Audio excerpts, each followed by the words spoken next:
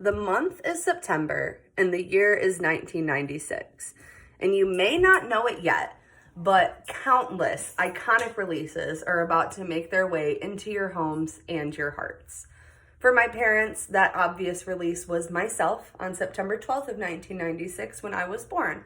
But for a lot of you who are not my parents, you're probably more interested in some of the other events that occurred in September of 1996. So that's what I'll be sharing with you today.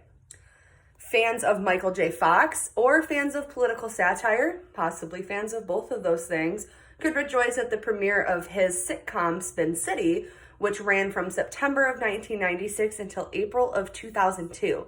Other crowd favorite shows like Everybody Loves Raymond and Sabrina the Teenage Witch, which was a personal favorite of mine growing up, were gracing your bulky TV screens for the first time. And if you can believe it, those aren't even the most iconic releases from that month, because the same month also saw shows like Dragon Ball Z and Judge Judy, which ran until July of 2021, and Blue's Clues, which ended in 2006 but was actually revived and is still airing in the current day for our nostalgia as well as our children's enjoyment. There are countless video games that were still being released for old consoles like the Game Boy, which introduced Donkey Kong Land 2 to its system, the Super Nintendo, which said hello to Kirby Superstar, and even Sega was still releasing video games with their Sonic CD. But September of 1996 also marked the release of what I consider to be one of the most iconic gaming consoles to this day, the Nintendo 64. This is my favorite console to play. I still have one and I use it to this day. Games like Pilotwings 64 were released along with Super Mario 64. I love these games and I still play them. So I think it's kind of funny that they were released the same year that I was born and the same month that I was born. Maybe I like them so much because we're both late millennials, so we understand each other's sense of humor. There were a number of celebrities that were born in September of 1996. I did not know all of them, but the two who I did know were Lily Reinhart, who you might actually know as her role in CW's drama series Riverdale. She plays Beth Cooper. And Zendaya Coleman, who I know as Rocky from the Disney Channel sitcom Shake It Up, but who you are probably more likely to know as Rue Bennett in the drama series Euphoria, and MJ in the most recent adaptations of Spider-Man, the ones that have been made for the Marvel Cinematic Universe. I don't watch those movies too much, but like I said, she was on a Disney Channel show that I watched growing up, so I think it's really funny that we were born in the same year. She's actually just a few days older than me. She was born on September 1st. I was born on September 12th.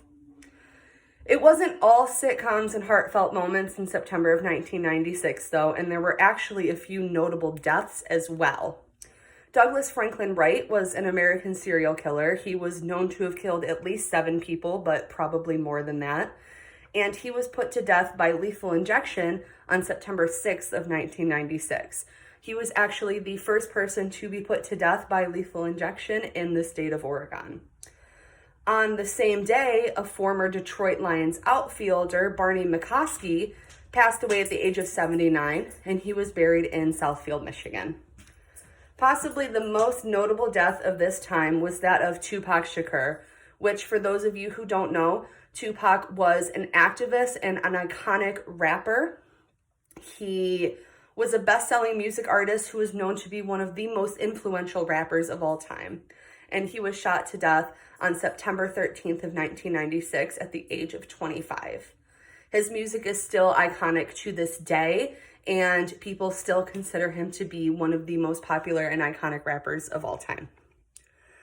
If you're sitting in heavy traffic on the way home from your minimum wage job, which would have only been paying you $4.25 at the federal rate for minimum wage at that time, which would not be increased until the following month up to a measly $4.75.